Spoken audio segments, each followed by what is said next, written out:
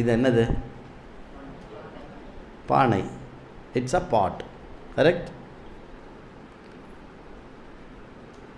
இது எதனால் ஆனது? clay. Okay, now I repeat the question. What is this really? What is this? Clay. அப்போ இதுக்கு முன்னாடி what is this அப்படிங்கிற கொஸ்டனுக்கு வந்து பாட். செகண்ட் கொஸ்டன் என்ன?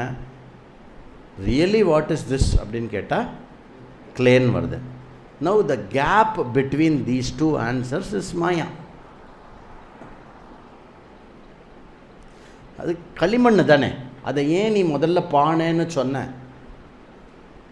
நான் திருப்பி கேட்குறேன், உண்மையாகவே இது என்னதுன்னா அப்போ பானைன்னு சொல்கிறேன்.